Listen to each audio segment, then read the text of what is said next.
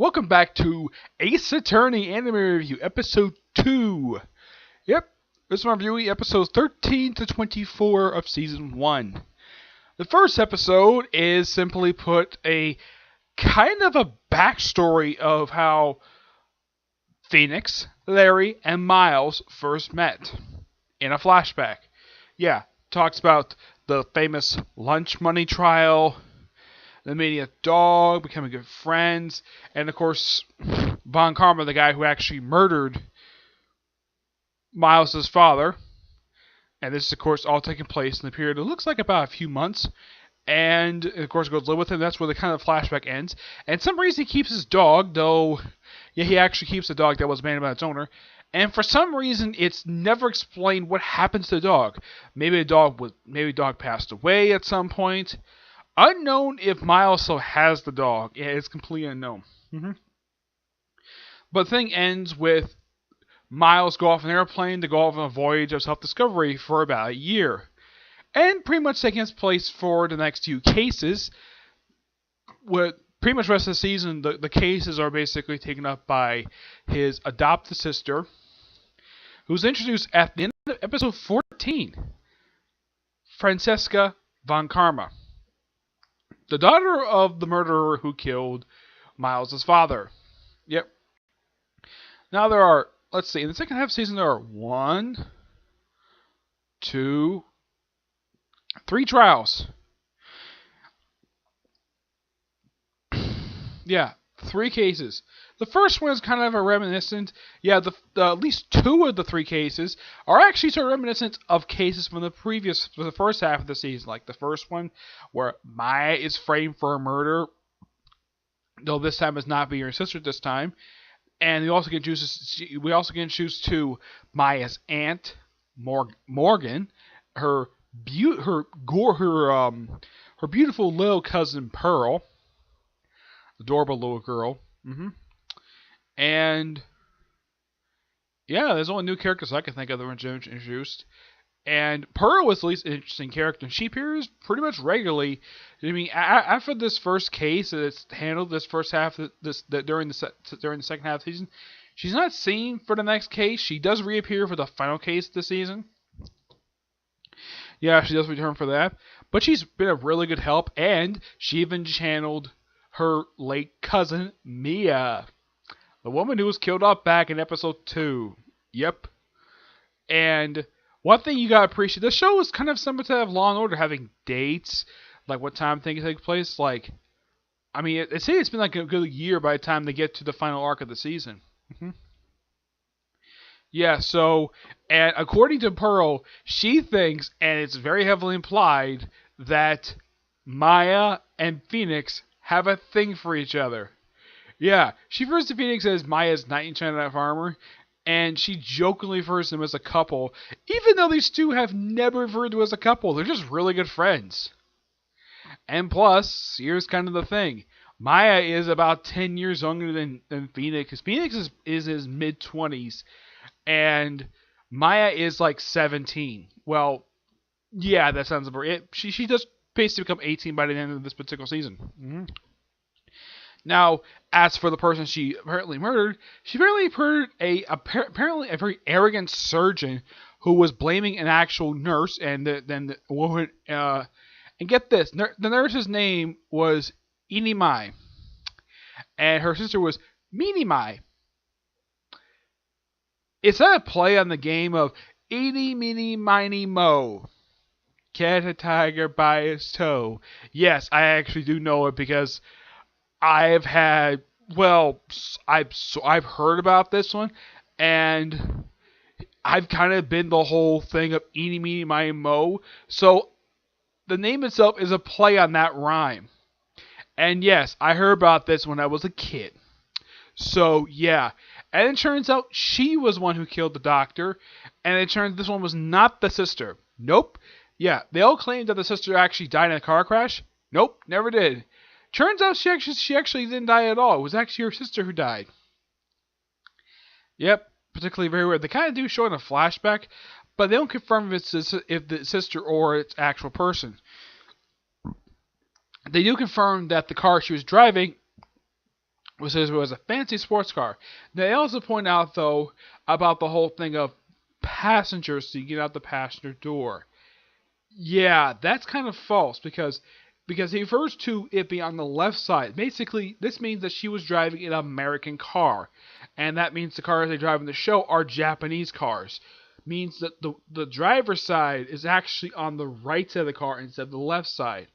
That's how traditional. That's basically the British style of how they drive. I don't know how it is in other countries, but that's typically the British style. And the Japanese know for copying a lot of stuff from the British. Yeah, they copied almost everything from the British. Like the style of government, the style of driving, and of course what side of the road they drive on. Yeah.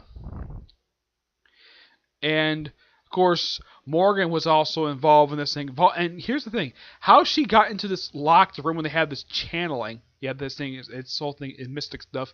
How she got in there was one of the most bizarre ways. They kind of hinted at this when they had Loda, who actually appeared in the previous case, mind you. Yeah, she returned for this case, which is kind of weird. Yeah, this of course President stuff. Of course, the last one was a flashback episode.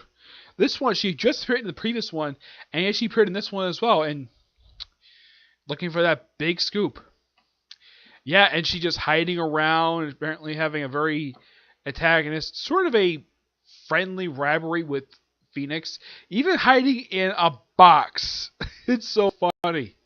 I would not have been surprised if Nick would have, yeah, but he's commonly called Nick in the whole entire thing, which is, that's what they've heard him in the dub. Yeah, they've referred to Phoenix as Nick. Only about at least three people referred to him as Nick. Maya refers to him like that. So is Pearl and Loda. Lida. Yeah, it's kind of, well, her name is kind of a play on coffee. Yeah, kind of like a latte. Yes, so her name is basically it's a play on the name of a coffee. And where I work, we actually serve lattes. Yes, at McDonald's, that's where I work, we actually serve frickin' lattes. And do you know how many times I've actually had to ring up a latte? Once. The entire time I've worked for McDonald's. Yeah. I'm sure this is probably true, but who the heck knows? And they eventually do find the woman who is kind of partially insane. She also basically gets real hangry. She also tears up her own hat. Yep. And of course, Morgan, with the weirdest hairstyle I've ever seen for an anime. I mean, I get the fact, yes, her hair is black, very raven hair.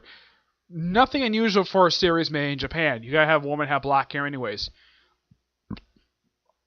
But did she have to copy the style, like a much more bigger style than Big Barda from DC Comics? Yes, seriously, this woman's hair is a freaking beehive. Yes. I mean, it looks like the animator just copied the hairstyle of Big Barda and made it bigger. Of course, that's my opinion anyways. Yeah, it's like they took that hairstyle and tilted it. Yeah, that is just my opinion of her very weird hairstyle. And they never explain why her hair is like this.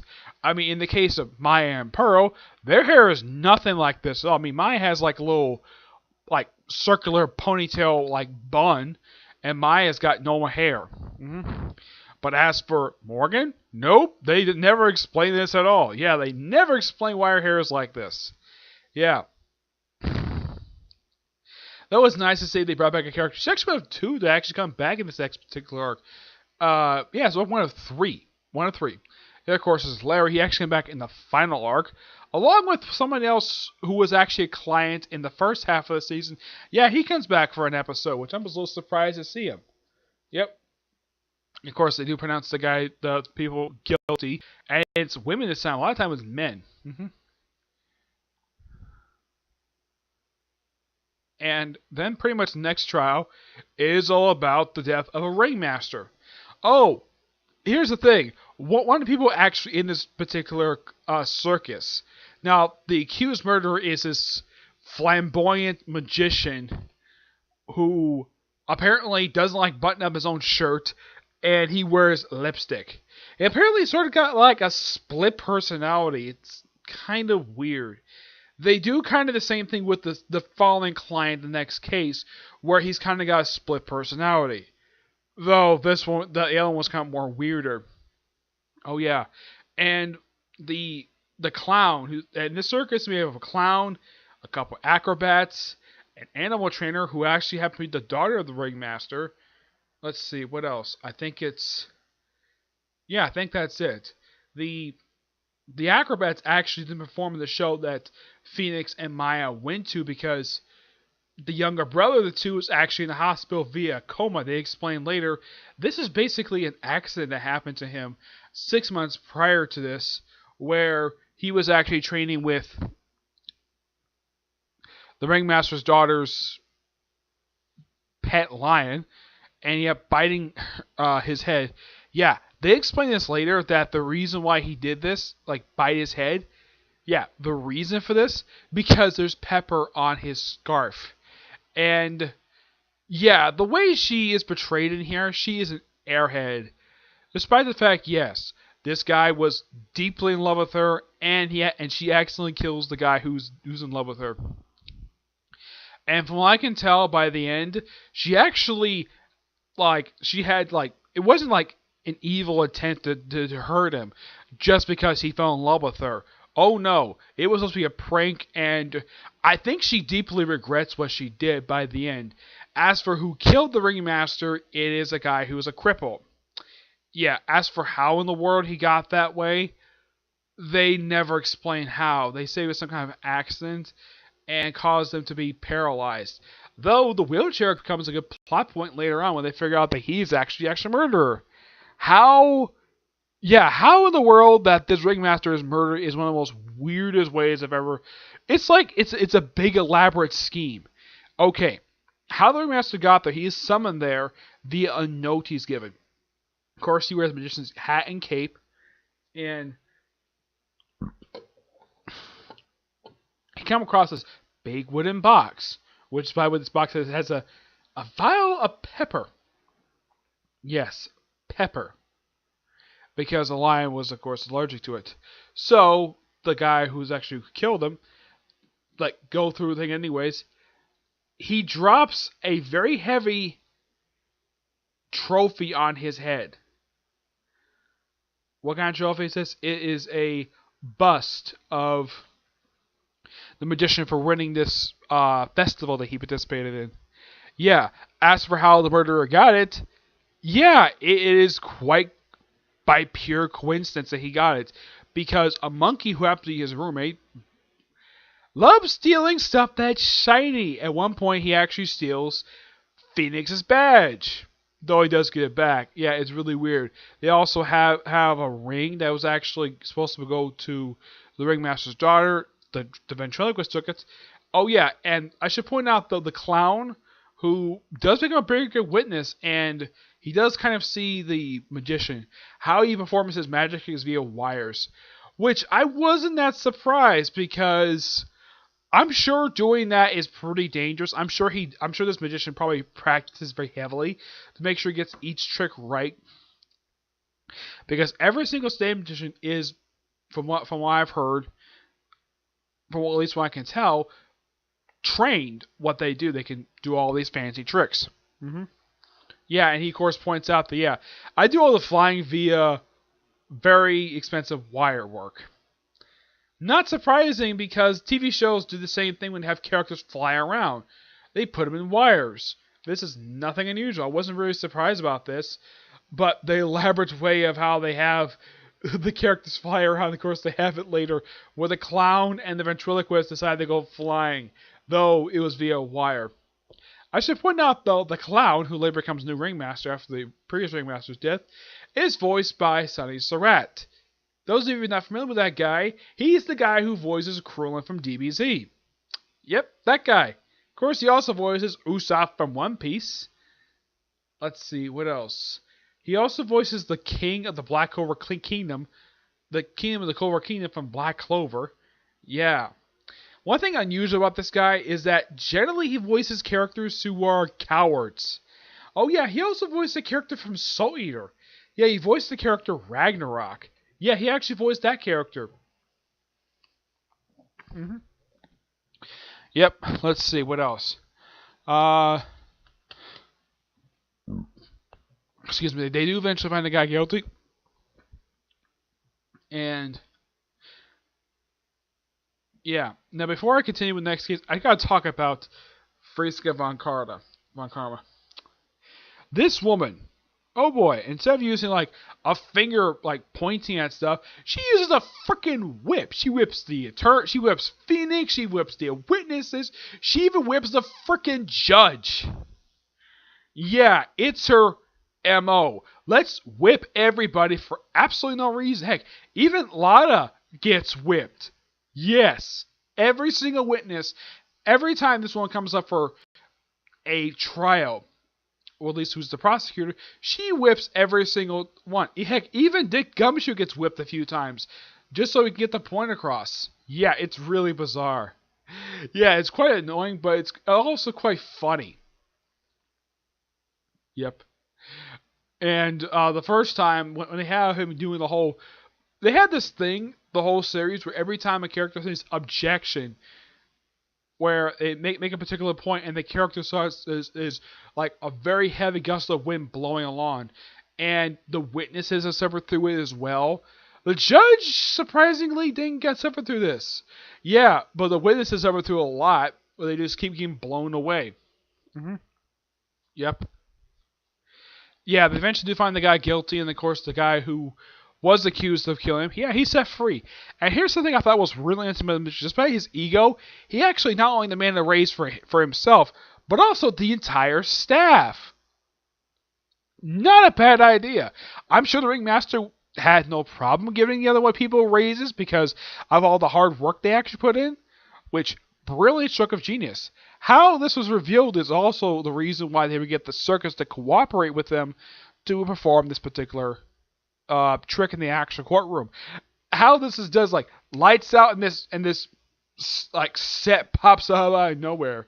Yeah, it's particularly very weird, but it's also quite funny.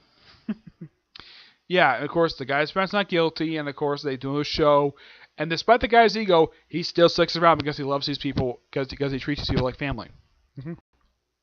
Also, the girl who regrets the thing what she did, because the fact that the brother of the guy who was in the coma going to jail, she promised him to look after him while he's in jail, and he had no problem with that at all.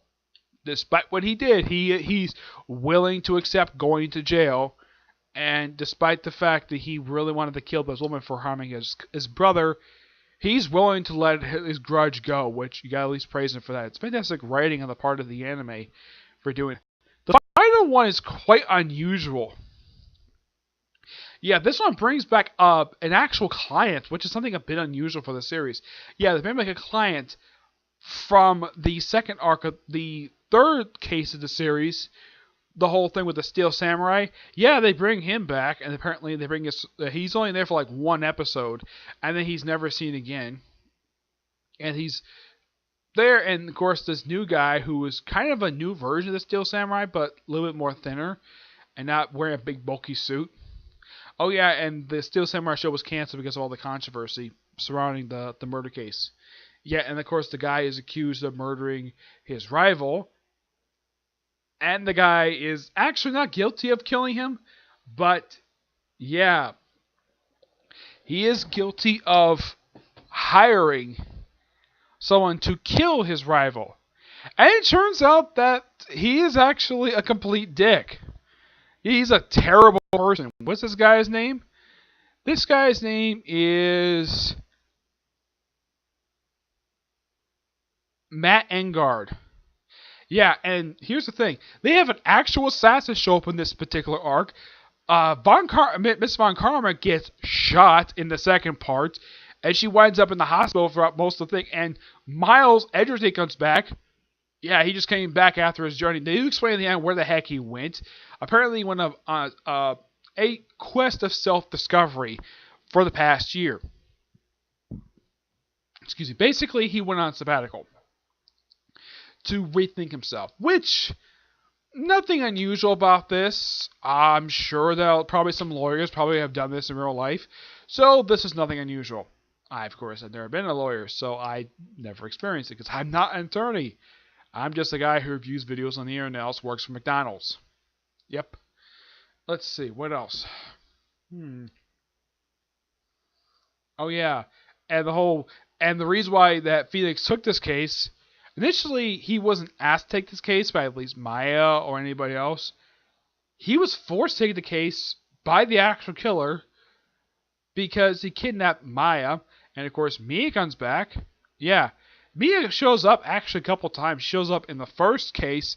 She doesn't know anything much in the second case, mind you. She does show up in the following case as well. Though the first time she actually shows up is like, man, I feel uncomfortable wearing Pearl's clothes. And Von Carter points out though, yeah, seeing a grown woman wearing a child's robe. It's just so funny. And of course, the judge, of course, is basically blushing at Mia because Mia was a gorgeous woman. And it's not surprising that guys be drooling all over because she's so beautiful. And of course, Larry and Dick Gumshoe knows nothing about the whole spirit medium stuff. Yeah. And they even saw Mia transform back into Pearl in the final thing. Of course, this is probably by far the only case where Phoenix actually was, in fact, pronounced guilty. Though not a murder per se. I think he's probably convicted of conspiracy to commit murder, not the actual murder. And he's also kind of responsible for driving his manager assistant to suicide. Yeah. Also, the assassin decided to cut off his contract with him because he betrayed him. Yep. Yeah, of course, pronounced guilty. Maya is rescued by Dick Gumshoe. And and also there's video footage of Shelly, the assassin, the killer, that's what he calls himself, of him killing the actual guy who gets killed.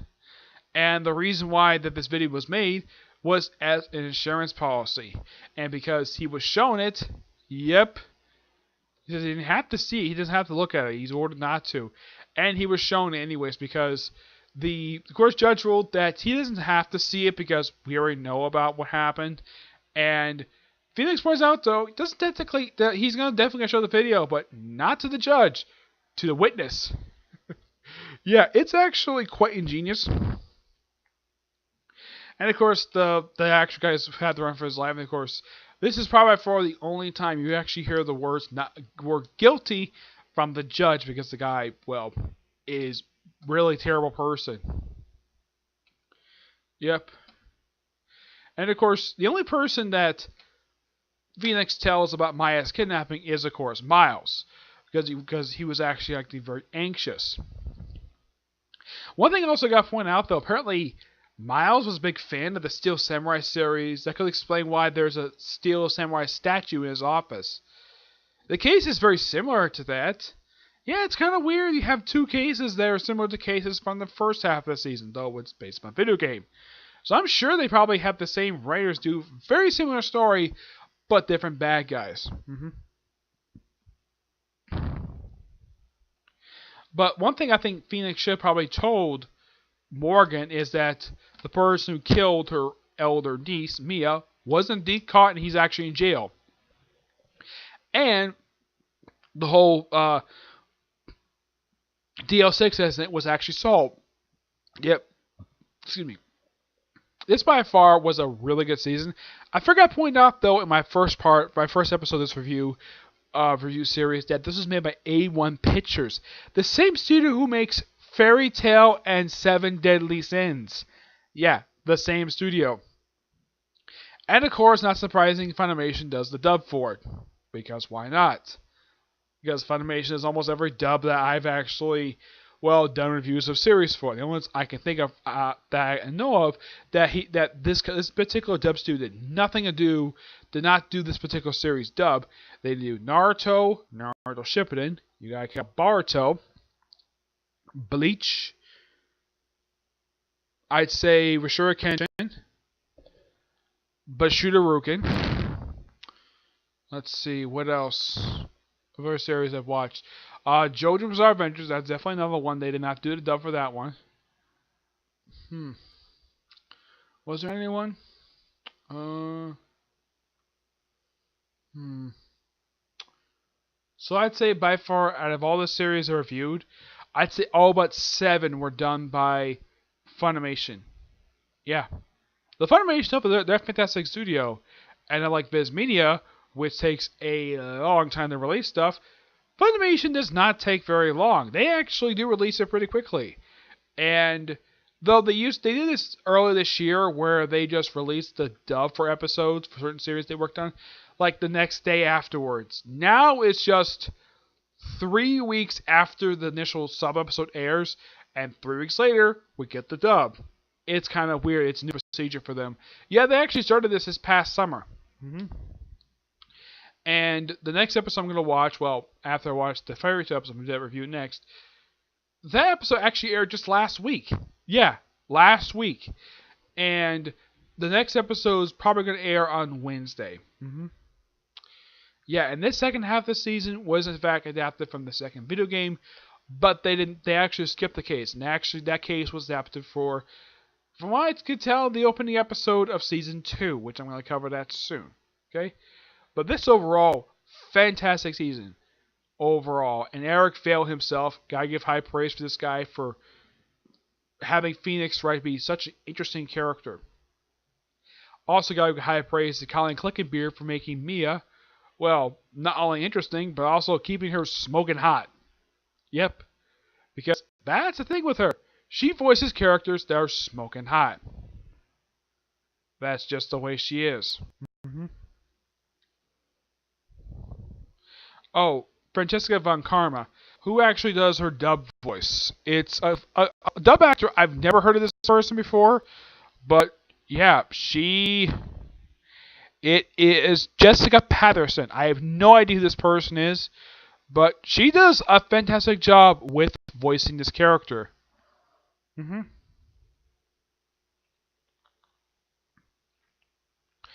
Yep. Let's see. As for a few other characters, Pearl is voiced by an actress named Alexis Thompson. Really good character. A really good actress. Let's see. And it's something that's really kind of weird. And I've got to point this out, though. And I don't remember if I think I may have pointed this out, though, in my previous review. But why in the world is it that the judge from the first case, the guy who was bald with a big white beard, why does he have to be the judge for every single case that Phoenix Wright takes part in? I mean, he clearly does know this is Phoenix Wright. He doesn't forget him. And he at least knows who Miles Edgeworth is and Von Karma. And apparently half the time this guy doesn't have a spine. But he is a damn good judge, despite the fact he's a bit spineless. It's just kind of odd, though, that they never give this guy a name. Yeah, even the video games, from what I've heard, from what I looked up online, they never revealed this guy's name at all. He's just referred to as Your Honor. He's referred to as the judge. Yeah, this character's name is never revealed at all in the entire history of this franchise. I would love to see what this guy's name is. But that all depends on the video games. Now, I've heard that the main video games have released 6 games released so far, and the current season's air right now. That's happening from the 3rd game for the series, which is kind of the wrap up of the first half of the series, though I think probably the 4th season probably cover the 4th game, which focuses on a brand new character, and of course there's new characters introduced. Yep. Let's see, who...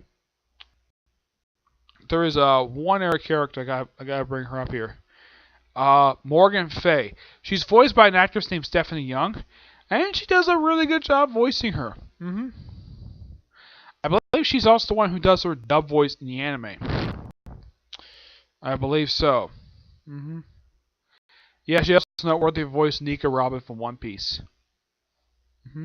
Yep. Not much else to say, but really fantastic first season, and I love the second half of the season. I think it's been the first half. I think it's just as good. So that's it for this particular review. Stay tuned for my reviews of Fairy Tail, the first episode of season 2, and of course my review of the newest chapter for Boruto. Yep. So I could say. As for my Dragon Ball Super review, this one I'm gonna have to wait a bit because the set I used apparently didn't do the upload properly. They uploaded a preview of the newest episode aired dub for Dragon Ball Super, but not the actual episode itself, which is kind of weird. Okay? But until I see your next review, bye.